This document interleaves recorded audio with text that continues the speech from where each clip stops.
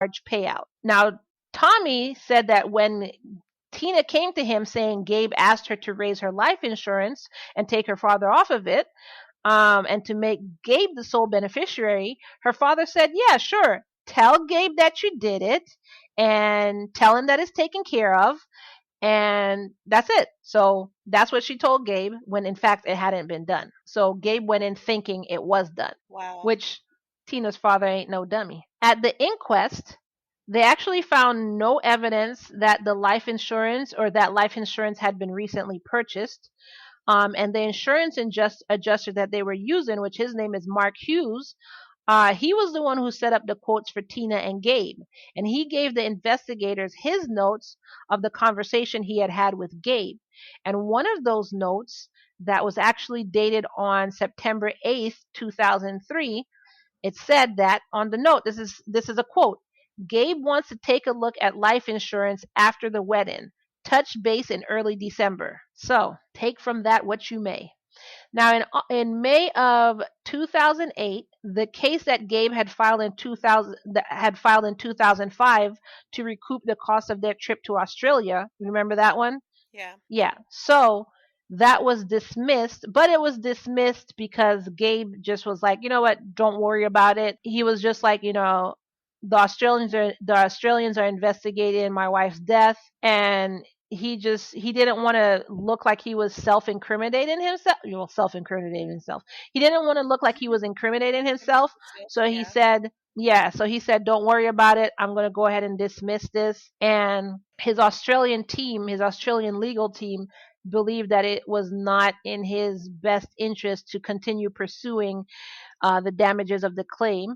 And then his U.S. lawyer, whose name is Bob Austin, added that his client would not be voluntarily going back to Australia. So basically, because of all of this, just let's dismiss this case. While all of this is going on, Gabe, who's in the US right now, had gone to a lawyer and given the family notice that he wanted Tina moved to another plot, which was 100 yards away from the plot that she was already buried in, but this plot is one that he owned.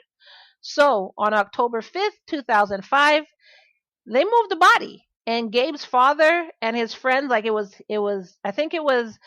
the video. So it was like Gabe's father's friend, no, sorry, Gabe's father, Gabe, Tommy, and a friend of Tommy's were there. And you could just see Tommy just watching this happening, and like his friend kept patting his back and stuff, and then he just started crying. Why do you think all of this happened? So what was going on was every time they put flowers on her grave, it just went missing. And they were just like wondering what the heck is going on. So the flowers, like I said, the flowers just went missing. So they were just like, I don't understand. Every time we put flowers there, they go missing. So it was to the point that they actually chained flowers to the freaking grave, and that still the flowers still went missing. So they went ahead and told the cops. And one of the cops, Sergeant Brad Flynn, was like, you know what? I'm going to go ahead and do a stakeout because there is no way. Like, he just had an idea. He was like, maybe Gabe is doing this, but there's no freaking way. That's too crazy. So He's he already started, crazy. There's yeah, so he started doing a stakeout. So, and that was by that time they had chained the flowers to the grave. So on one of his stakeout, he videoed Gabe using bolt cutters, dude. Like Gabe went to the grave. Like I watched this move video the too. flowers. Gabe went to the grave. He looks at it. He leaves the grave, goes back to his car, and then comes back with bolt cutters. Look at how much freaking energy he's expended from this. He came back with bolt cutters, cut the chain, and picked up the flowers, and then just chucked them. That was it. Threw them away. What is your theory? What do you think is I what do I you don't think? know. I think it was just control. Like I don't understand what's the issue. Just because you don't like her parents, they can't leave flowers on her grave? Like are you serious? I So think it was just control. actually, okay, so I saw a report about this part too, and they were saying that, believe it or not, he said they were big and gaudy, and they were plastic arrangements, and he was actually upset. He was Who the upset. F cares? No. Listen, all it is it's just guilt. That's just his silly way of saying he's guilty or whatever. He said that they were big, they were gaudy and plastic arrangements. They were so ugly. Who would do that? Who would just not put real flowers? So he was upset that his in-laws were accusing him of her murder. So by putting flowers on her grave, whether they be made of plastic, toilet paper, or actual floral botanicals, it doesn't matter. It's the fact that it made it more real for him that she was dead and that they're accusing him. The in-laws were accusing him of their daughter's murder. Does that make sense? That was So his so what logic of why made he did it. Remove. I mean, the boat cutters was a pretty big move, but that says a lot more than that. What were you saying? so what made more sense to him was, hey, let me dig up her remains and put them in a different plot. Like that made more sense to him, and he went out of his way to purchase a different plot for this. Well, maybe they couldn't put more flowers look if he purchases purchases a different plot, and maybe the family doesn't find out where the plot is. They can't keep putting flowers on the grave that's going to annoy the crap out of him.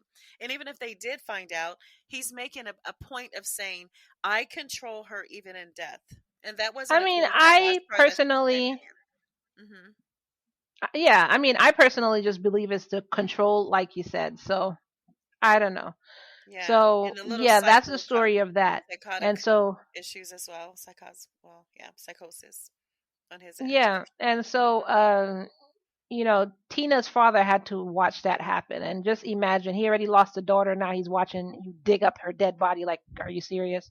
Like, what are you doing? So on June 19th, 2008, the coroner actually put this piece out that on the 22nd day of October 2003, at the site of the historical shipwreck, oh my God, shipwreck Yongala, 48 nautical miles southeast from the port of Townsville in the state of Queensland, David Gabriel Watson murdered Christina May Watson. It was reported that the coroner found it was very likely that Watson had killed his 26-year-old wife by turning off her air supply and holding her in an underwater bear hug until she was dead. But the coroner couldn't corroborate that.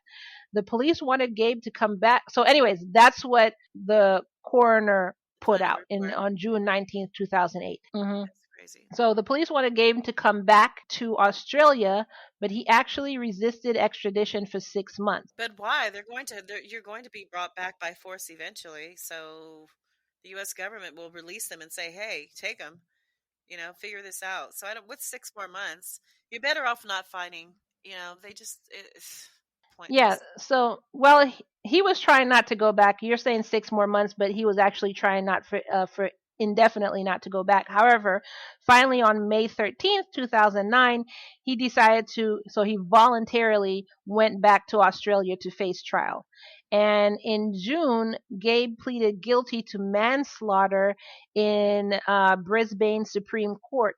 He admitted to not fulfilling his obligation as a dive-in buddy to his wife, but he pleaded not guilty to murder. Now, the prosecutors asked for a 5-year sentence with a minimum of 18 months in prison, but instead the judge sentenced Gabe to 4 years, which 3 of those years were actually suspended. But for good behavior, Yeah, so. the old good behavior plea. Yeah. Oh, so I mean, I don't think it was good behavior because he had not been in prison before. I I don't know why. The main judge, whose name was Justice Peter Lyons, noted that, quote, this is a quote, Gabe failed to make any reasonable attempt to take the deceased to the surface. I therefore accept that you are guilty of a very serious departure from the standard of care which was incumbent upon you, with the result that your conduct is deserving of criminal punishment. wow. That same judge said that Gabe, he was like, well, you did voluntarily return to Australia, which in his book is very significant because, he was like, well, you returned here voluntarily, but you didn't know you were going to be charged with murder. So, you know, he also cited that Gabe's acknowledgement that he was guilty of manslaughter by way of just, being negligent. Negligence. So he said, quote unquote, you do not seek to pretend that your actions were other than what they were. That's what he said. So another quote, I consider that burden has been increased by the very extensive publicity which these events have occasioned.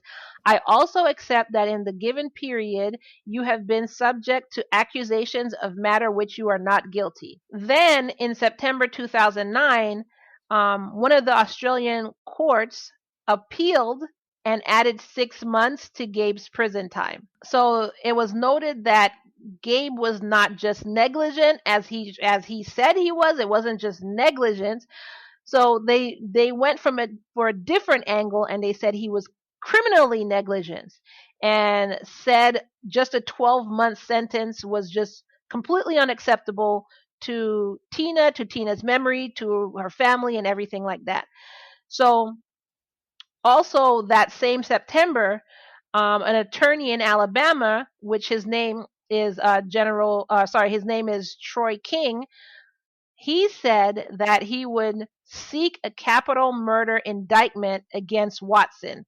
So the capital murder indictment carries the death penalty in Alabama. So he tried negotiating. So this lawyer tried negotiating with Australia to get evidence from the case, but they refused to comply until the death penalty was off the table, because under the Australian Extradition Act, a person can't be deported to face prosecution for an offense which carries the death penalty unless the requesting country gives Australia an undertaking that the death penalty will not be imposed, or if imposed, will not be carried out. But then why impose it if you're not going to carry it out? That's crazy. I don't know where that rule came from. Wow. So yeah, so in Alabama they wanted death for him, and Australia was like, well, we don't really do the death penalty, so if you want him, you got to take that off the plate. So in November 2010, Gabe was released and waived his extradition rights, so he was arrested when he actually arrived at an airport in California. And then, so over here, his trial was presided over by a judge named Tommy Nail. And this happened at the Mel Bailey Criminal Justice Center in Birmingham, Alabama, and it started on February 13th, 2012.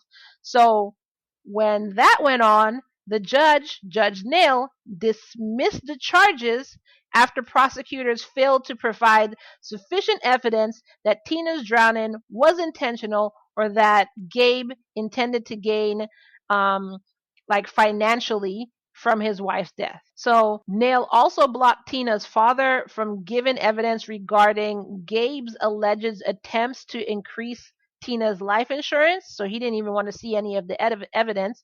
And Nail said that the state's evidence was quote unquote sorely lacking, and the prosecution could not prove that Gabe had any financial motive. So one of the prosecutors, Don Valeska, said that in all his 41 years he's been trying cases, this was the first time he had seen a trial end in a judge's acquittal.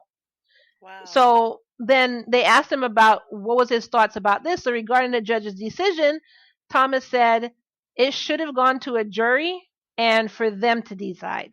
So if he believes that if it had gone to a jury, there would have been a strong possibility that he would have received life in prison.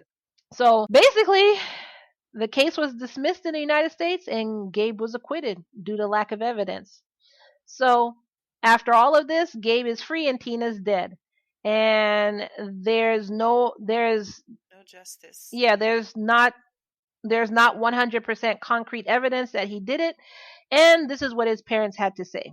Family friend and attorney Bob Austin said he met with Gabe about a month after Tina's death to probate Tina's estate and suggested the visit to Parisian. It was up to him to marshal her assets, Austin said. Austin said Tina had student loans and credit card debt.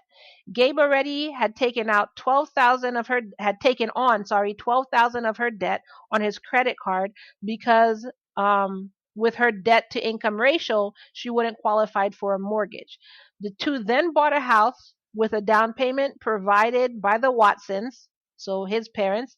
Austin said Tina had about $3,000 in assets in her estate, including her bank account, wedding band set, and her dive equipment, which were all still in Australia. So the estate still remains unsettled because of a fight between Gabe and Tina's father over who was the executor.